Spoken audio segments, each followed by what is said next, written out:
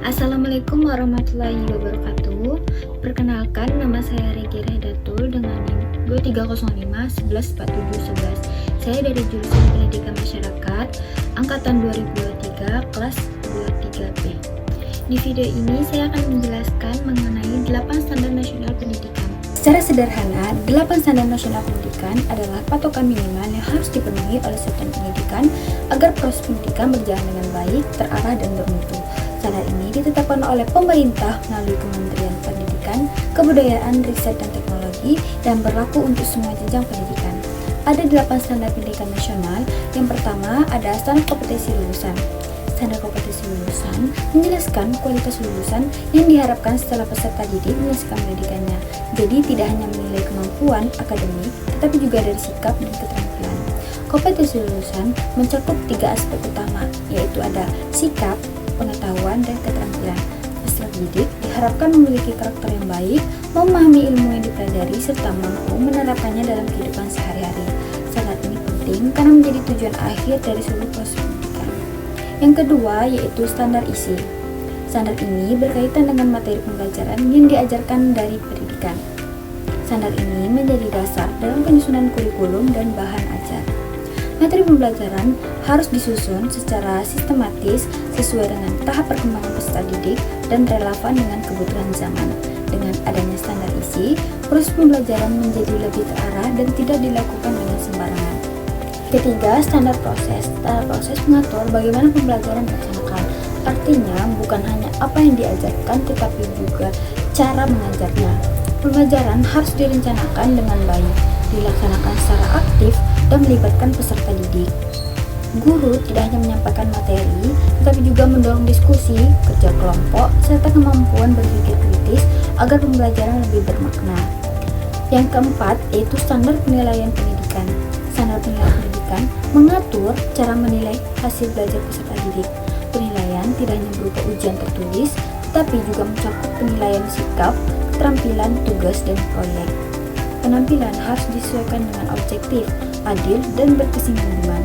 Hasil penilaian ini digunakan untuk mengetahui capaian belajar peserta didik, sekaligus sebagai bahan evaluasi dan memperbaiki proses pembelajaran. Dan yang kelima yaitu standar pendidik dan tenaga kependidikan. Standar ini mengatur kualifikasi dan kompetensi pendidik serta tenaga kependidikan. Nah, guru harus memiliki latar belakang pendidikan yang sesuai dengan kompetensi dalam mengajar, mendidik, serta membimbing peserta didik. Selain guru, tenaga kependidikan seperti kepala sekolah dan staf administrasi juga memiliki peran penting dalam mendukung kelancaran pendidikan. Kualitas sumber daya manusia sangat berpengaruh terhadap mutu pendidikan. Nah, standar yang keenam yaitu standar sarana dan prasarana. Standar sarana dan prasarana berkaitan dengan fasilitas pendidikan seperti ruang kelas, perpustakaan, laboratorium, media pembelajaran, dan lingkungan sekolah. Sarana dan prasarana yang memadai dapat menciptakan suasana belajar yang aman dan nyaman. Meskipun bukan satu-satunya faktor, fasilitas yang baik sangat membantu meningkatkan efektivitas pembelajaran peserta didik dan guru. Standar yang ketujuh yaitu standar pengelolaan. Standar pengelolaan membahas tata kelola dan manajemen pendidikan, mulai dari perencanaan, pelaksanaan, hingga evaluasi program pendidikan. Pengelolaan yang baik membutuhkan kepemimpinan yang profesional dan kerjasama seluruh warga sekolah. Dengan manajemen yang tertata, satuan pendidikan dapat berjalan efektif dan berkelanjutan. Nah, standar yang ke-8 yaitu standar pembiayaan. Standar pembiayaan mengatur pengelolaan dana pendidikan, baik dengan dana operasional, satuan pendidikan, pengadaan fasilitas, maupun pelaksanaan kegiatan pembelajaran.